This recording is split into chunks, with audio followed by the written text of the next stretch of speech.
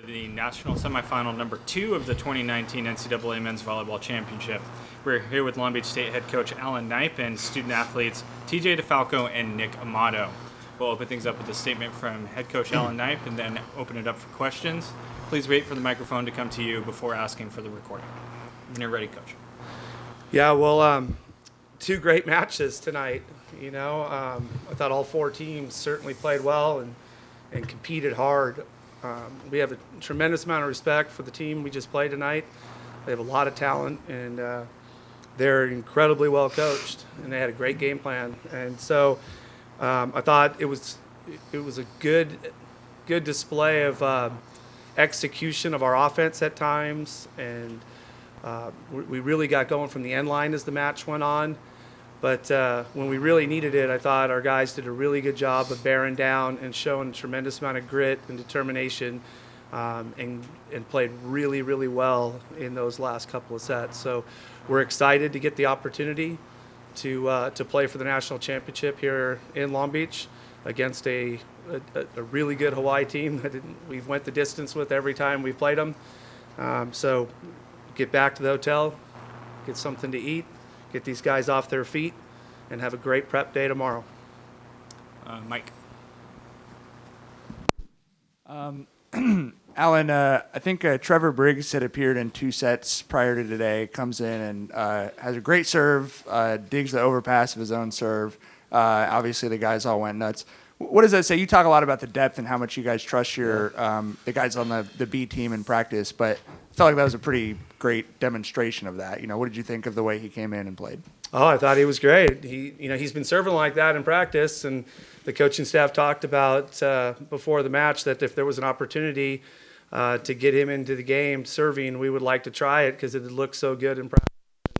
And, he is a libero also, so he's real comfortable digging the ball, and super exciting as a coach to watch a kid get an opportunity, especially in those moments where maybe he hasn't got a lot of chances, and then he gets it in a big moment and comes through. You just the team was excited for him, but more importantly, I think he was excited that I can do this.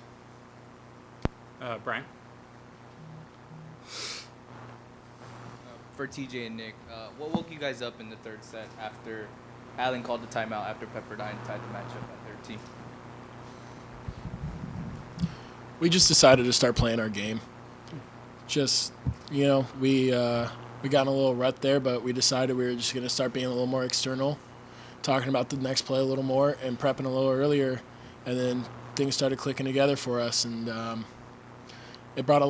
execution brought a lot of energy, and we were able to keep riding that, so yeah, we put it on ourselves, but at the same time, we also work together to get out of it. Vinny. Coach, Vinny Lopes here from Off the Block. Can you talk about the serving performance of Kyle Lansing tonight, especially on a night when, offensively things weren't necessarily clicking like they typically are for him? Yeah, incredible. That is not easy to do. Kyle got out of the gate a little slow. They made a couple of good moves, and they dug some balls, and he didn't have, some of the instant success that he has a lot. And to be able to get himself going throughout the match, and especially behind the end line to hit a whole bunch of serves, 70 plus, just shows the confidence he has in himself as an athlete, but just the inner competitor. Tonight was it was obvious. It took him a while to get going, but once he got going, he was a lot to handle, and obviously that's why we got the separation we got, because we had more balance across the net. We had pin-to-pin offense going again. So really proud of Kyle, because it's not easy to do, and especially in that environment when you get out to a slow start. But he's been in these matches before, and he's pretty confident. Janice. To the players, granted any team you played on Saturday would have been fine, but how much did you really want Hawaii? Yeah, I think we're just excited to play, have that opportunity to play one more match. And then the fact that it's Hawaii, I'm excited no matter who the team is. I'm just excited to play for the match here on Saturday. Blake?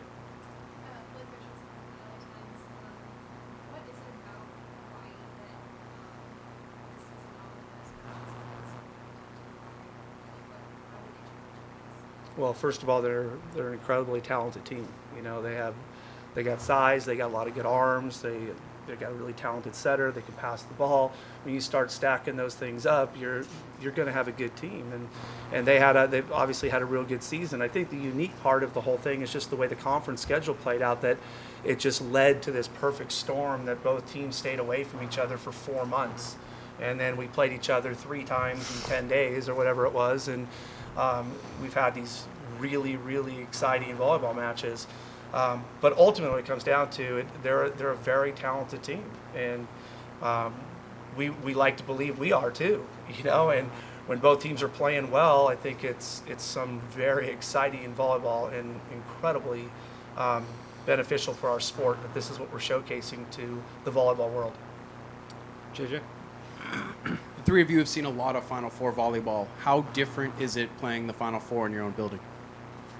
Absolutely love it. With the amount of support we had tonight and then the amount of support we're going to have on Saturday, it makes it that much sweeter to get to play in front of the home crowd and kind of show just how much support we have, and then kind of trying to grow the game a little bit that much more in this city. And I mean, it's an ultimate feeling.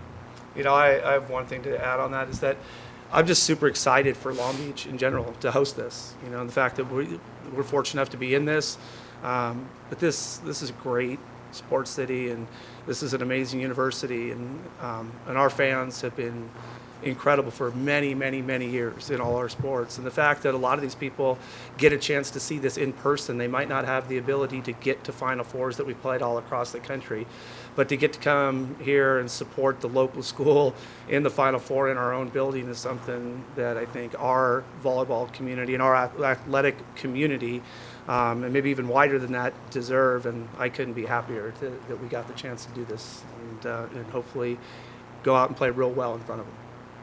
Vinny? Nick, just jumping back to the match tonight, you guys were able to hold the MPSF Player of the Year, David Weisork, to 8 kills and less than a 100 attack percentage. Not many teams have been able to do that this season. What were you guys able to do specifically to really slow him down offensively? I think a lot of it had to do with the fact that our servers were going back there and just ripping the ball with confidence, and when a setter gets pulled off the net, it makes it a little easier for us as blockers to dial it in, and not guess where they're going, but have a better read on where they're going. And, he's a great player. He's an animal, and he's a big dude, He's a tough guy to stop. And so on top of that, our floor defense was amazing, So it was a big all-six effort. It wasn't just one thing. It was a lot of things together that we were able to tie down and get after it, So, yeah. Adam? I know better than to try to get TJ to talk about an individual accomplishment right now, but Alan, in light of TJ being named Player of the Year yesterday, what has he meant to this program, and what did you see from him tonight? What I saw tonight is what we've been seeing for the better part of 4 years, and what we've seen certainly for the last month or so of the season in some of these massive matches we've had. He's a huge part of a very, very talented team, and we've talked about roles all the time on our team. And it's okay that every team has kind of their star power or their guy, and TJ's the straw that stirs the drink for us, and it always has been that way, and that's okay. Kyle does a wonderful job. Nick does a great job. Simone and Ethan and Louie and Jordan, but when you can score points in every facet of the game, you separate yourself, and that's what makes him special. And I think that's why he earned that award last night. And I don't exactly remember the company they put him in or said how many people have done it. It's a very, very select group, and I think it's really fitting. Jonathan? Alan, the only graduating senior from last year's class was your O2, Bjorn. You obviously saw at the beginning of the season how much he meant to the program, and Lewis Richard tried to fill in, but now you've gone to Ethan. Can you talk about how impressed you've been with Ethan coming off the bench and playing Well, I've been really impressed with both of them, first of all. I think Louis did a wonderful job for a long part of our season, and we had some big wins early in the season against some really good teams that he was offensively a big part of it in serving and passing. You know, he got, excuse me, he got kind of dinged up and was struggling a little bit, and Ethan got a chance to come in and give us some fresh legs, and the kid jumps like 40-plus inches, and great server, and he came in and just played really well, and it was just a little different, gave us a new look, and we have all the confidence in the world that Louis could go out there right now and play great for us. So I see it as we're lucky. We have two really talented guys that can play that spot that have now played in a lot of matches, and that bodes well for our team. Mike? TJ, what does Pepperdine do well? What ways did they kind of challenge you guys tonight, and how were you able to respond? Yeah. First of all, I thought they served the ball really well.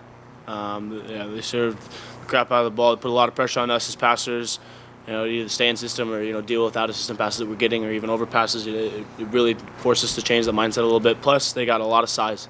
They got a bunch of big dudes on that team that cause a lot of stress with out of system passes and high ball blocking and stuff like that. And so, all around, they're just a very physical team. And they took some big swings. They took they were blocking some balls, and they took rips from the inline. And we just had to adapt to that, and that's how we ended up responding. Blake? What would it mean to you guys to win the national championship on Saturday? I think right now the only thing we're worried about is our next match, and that we get to play in that match. I'm really excited to. Rob?